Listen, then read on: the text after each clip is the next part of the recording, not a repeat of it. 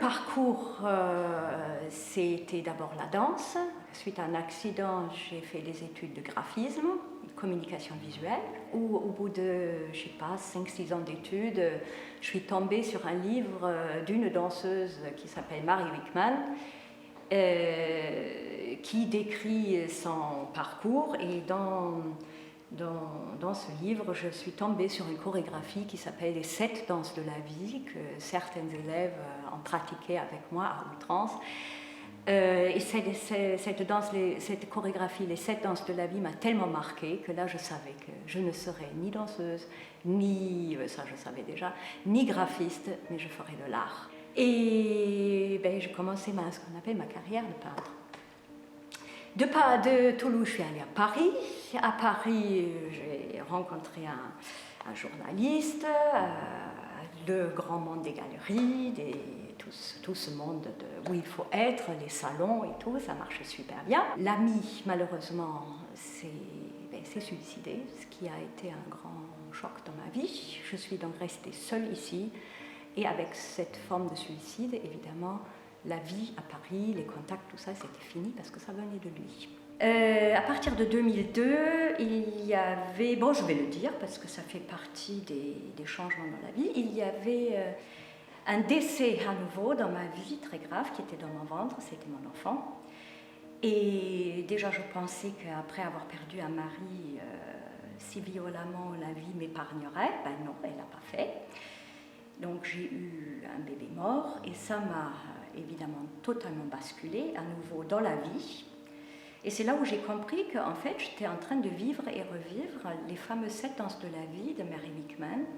Et c'est peut-être grâce à ce travail que j'ai effectué quand j'étais jeune que j'arrivais toujours à me relever, à m'en sortir. À partir de là, j'ai fait une thèse sur mon propre travail, sur l'importance de l'art dans la vie actuelle, sur l'importance de la création,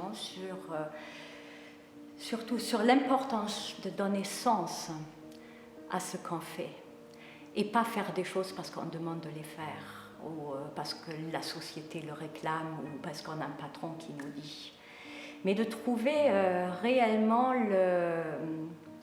la raison intérieure à soi, connectée avec soi pour savoir qui on est, qui suis-je, donc la question qui suis-je que tu as posée tout à l'heure, qui se fait qu'au moment où tu rentres en toi et tu restes au plus près de tes véritables besoins.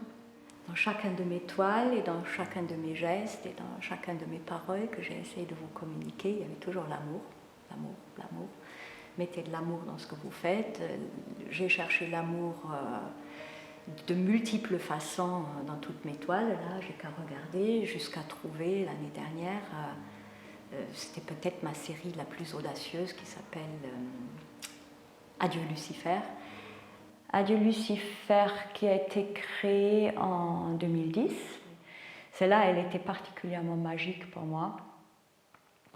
Donc comme je te disais, comme j'ai toujours dit et comme je ne cesse de dire, pour moi, la recherche la plus profonde que j'ai pu effectuer depuis toujours, c'était la recherche de l'amour. Et dans cette série-là, il s'est passé quelque chose de merveilleux, qui est que... Ah oui, ça se dit très difficilement, mais si tu veux, la vie, tout ce que je vis est toujours en parallèle avec ce que je travaille. Donc ce que je vis me procure un questionnement, et ce questionnement, par la suite, je l'ai en moi, et j'allais dans mon atelier, et je commençais à faire sans trop savoir ce que je fais. Et dans cette série-là,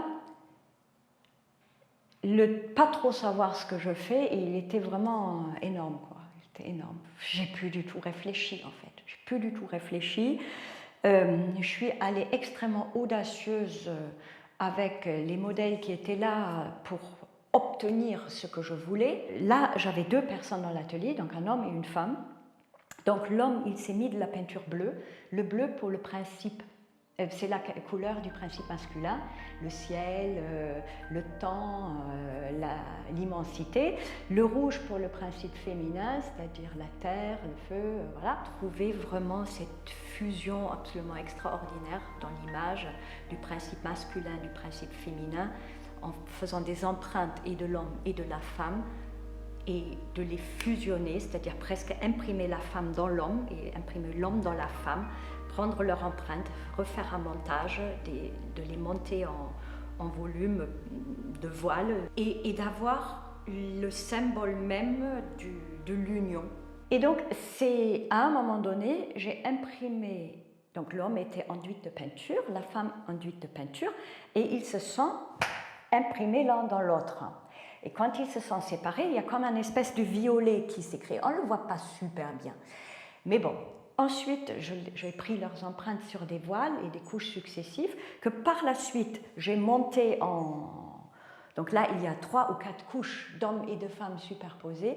Et ça crée tout à coup comme une espèce de volume, comme une tridimensionnalité. Je l'aime particulièrement parce que cette union entre le principe féminin et le principe masculin dans un seul corps, mais où la chose la plus importante vient dans l'action et vient de l'action du milieu, du cœur.